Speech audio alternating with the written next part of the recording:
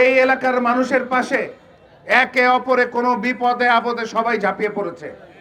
সবার দোয়ার সবার জন্য খোলা ছিল, মনে আছে আপনাদের? মুরব্বীরা বলতে পারবে। কিন্তু আমরা দেখেছি বিশেষ করে বিগত 18টি বছর আমাদের এই এলাকার মানুষের যে আত্মার বন্ধন, যে সম্প্রীতি ছিল, সেটাকে বিনষ্ট করা হয়েছে। আমাদের মধ্যে সম্পর্ক নষ্ট করে কিছু মানুষ ফায়দা লুটেছে। আজকে আমি এই 20টি অঙ্গীকারের মধ্যে আমার 1 নম্বর অঙ্গীকার, এই এলাকার শাসন ব্যবস্থা আমি আমূল পরিবর্তন আনতে চাই। আমি মনে করি যে রাষ্ট্রীয়ভাবে যেই সংস্কার করার প্রয়োজন সেটি সংসদে যাওয়ার পরে রাষ্ট্রীয়ভাবে সেই সংস্কার করা হবে, কিন্তু আমরা সামাজিকভাবে কিছু পরিবর্তনের উদ্যোগ আমরা নিজেরা গ্রহণ করলে আমি মনে করি এই এলাকায় অনেক পরিবর্তন আমাদের সামনে দৃশ্যমান হবে। তার মধ্যে আমি আমার শৈশব কৈশোরে দেখেছি যে এলাকার মানুষ মুরব্বীদেরকে আলাদা মর্যাদা দিতেন, এই এলাকার আলেম সমাজের প্রতিনিধি যারা ছিলেন তাদেরকে আলাদা মর্যাদা দিতেন, সম্মান দিতেন। এবং আমাদের যুবকরা, মুরব্বীরা যখন সমাজের বিভিন্ন বিষয়ে দিক নির্দেশনা দিতেন, আমাদের যুবকরা ঝাঁপিয়ে পড়তো, কোনো প্রশ্ন করতো না তারা, এবং এলাকার সমস্যা স্থায়ীভাবে সমাধান হতো। কিন্তু বিগত বছরে আমরা দেখেছি এই আমাদের শ্রদ্ধেয় মুরব্বীদের মর্যাদাকে ক্ষুণ্ণ করা হয়েছে। আমাদের আলেম সমাজের প্রতিনিধিরা তাদেরকে বিভিন্নভাবে হয়রানি করা হয়েছে, জঙ্গিবাদের নামে তাদেরকে অপমানিত করা হয়েছে, তাদেরকে মামলা দিয়ে জেলে ভরা হয়েছিল। আপনাদের নিশ্চয়ই মনে থাকার কথা। আমরা এই জায়গাগুলি ঠিক করতে চাই।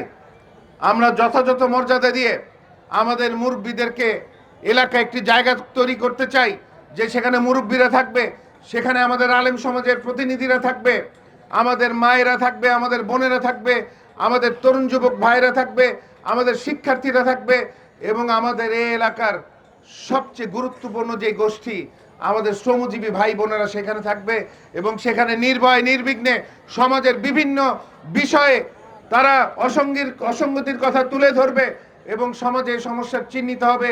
এই চিহ্নিত হওয়ার মাধ্যমে 10 মিলে সিদ্ধান্ত দিবে কিভাবে সমস্যার সমাধান করা যায়। আমরা তরুণ যুবকরা যারা আছি, আমরা রাজনীতি যারা করি, রাজনীতিবিদরা যারা আছি, আমরা আমাদের মুরব্বীদের পরামর্শ নিয়ে আমরা ঝাঁপিয়ে পড়ব সেই সমস্যা সমাধানে। আমরা আমাদের সমাজ ব্যবস্থায় এই আমূল পরিবর্তন আনতে চাই। প্রিয় এলাকাবাসী, সেখানে অবশ্যই আপনাদের সহযোগিতা দরকার।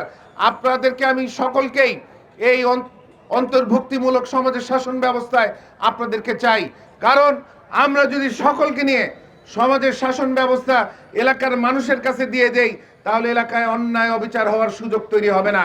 সেখানে এককভাবে কোনো রাজনীতিবিদ, কোনো এলাকার প্রভাবশালী ব্যক্তি, কোনো বড় লোক, কোনো বড় মানুষ মানুষের উপর অত্যাচার, নির্যাতন, নিপীড়ন করবে, সেই সুযোগ আর তৈরি হবে না। প্রিয় এলাকাবাসী, আমি মনে করি সমাজের শাসন ব্যবস্থায় এলাকার মানুষের কাছে ক্ষমতা ফিরিয়ে দিলে এলাকায় ন্যায় বিচার প্রতিষ্ঠা হবে, এলাকায় ইনসাফ কায়েম হবে, এলাকার মধ্যে শান্তি শৃঙ্খলা প্রতিষ্ঠিত হবে। প্রিয় এলাকাবাসী, এলাকায় সন্ত্রাসীদের আস্তানা হিসেবে পরিচিত হয়ে গেছে। অলিতে গলিতে যান, মাদক পাওয়া যায়। অলিতে গলিতে যান, আমাদের মায়েরা, আমাদের বোনেরা, আমাদের বিশেষ করে কন্যা সন্তানরা কিশোর গ্যাংয়ের মাধ্যমে হয়রানির শিকার হচ্ছেন।